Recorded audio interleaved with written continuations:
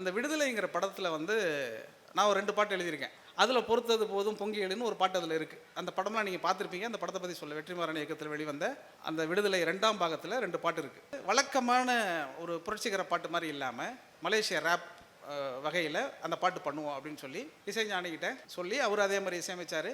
அதுக்கப்புறம் அதை பாடுறதுக்கு யோகி பி அப்படின்னு சொல்லிட்டு ஒரு மலேசியா ரேப்பர், ரொம்ப பிரமாதமான ஆள்.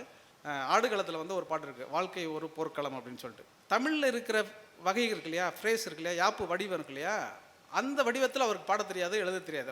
அவர் இங்கிலீஷில் தான் ரேப் பண்ணுவார். அவர் இங்கிலீஷில் வந்து வேகமாக ஒரு 15 நாள் டெய்லி காலையில் சாயங்காலம் அவர் பார்த்தா நாளைக்கு பண்ணுவோம், இன்றைக்கி பண்ணுவோம், நாளைக்கு பண்ணுவோன்னு அவர் பண்ணிக்கிட்டே இருக்கிறார்.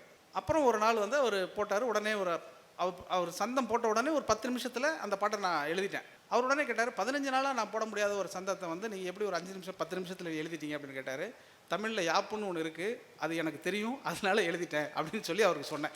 இதெல்லாம் எதுக்கு சொல்ல வரேன்னா, இப்போ வந்து விடுதலை படத்தை பாடுறதுக்காக வரார். பாட்டு வெளிவந்தது. அந்த பாட்டு அந்த திரைப்படம் வந்த நேரத்தில் மிகப்பெரிய வெற்றி அடைந்தது. அந்த திரைப்படத்தில் அந்த பாட்டு பாடினது, அந்த பாட்டோட சம்மந்தப்பட்ட எல்லாரையும் கூப்பிட்டு இன்டர்வியூ எடுக்கணும் அப்படின்னு சொல்லிட்டு ஒரு சேனல், அந்த சேனலில் வந்து என்னை கேட்டுக்கிட்டு இருந்தாங்க. சார், இந்த பாட்டு வந்து பாடியிருக்கார்ல சார், அவரை வந்து நாங்கள் இன்டர்வியூ எடுக்கிறோம், அடுத்தது நீங்கள் எழுதுனதுனால உங்களை நாங்கள் இன்டர்வியூ எடுக்க போகிறோம் சார், அதனால் நீங்கள் எங்களுக்கு ஒரு டைம் கொடுங்க அப்படின்னு சொன்னாங்க. சரிங்க, கண்டிப்பாக தரேன் அப்படின்னு சொல்லிட்டு அந்த யோகி பி என்ன இன்டர்வியூ கொடுத்தாரு அதை எனக்கு அனுப்பி வைங்க அப்படின்னு சொன்னேன். அதை எனக்கு அனுப்பிச்சி வச்சாங்க. அதில் வந்து அவர் நிறைய கேள்விகள் இவங்க கேட்டாங்க. எப்படி சார் நீங்கள் வந்து பாட்டு பாட கற்றுக்கிட்டீங்க அப்படின்னு எல்லாத்தையும் கேட்டுகிட்டே வந்துட்டு, அடுத்து அந்த பையன், அந்த கேள்வி கேட்ட பையன் வந்து ஒரு கேட்குறான், யுகபாரதி மேம் கூட சேர்ந்து பணியாற்றும் போது மேம் இந்த பாட்டை பற்றி என்ன சொன்னாங்க அப்படின்னு கேட்டான். அவன் யுகபாரதி வந்தோடனே ஏதோ ஒரு பெண் பேர் மாதிரி அவனுக்கு பட்டிருக்குன்னு நினைக்கிறேன். பாரதிங்கிறத பெண்ணுக்கும் பொருந்தலாம்ல. நான் என்ன சொல்கிறேன்னா, அந்த கேள்வி கேட்ட பையனுக்கு ஒரு 25 வயசு இருக்கும்.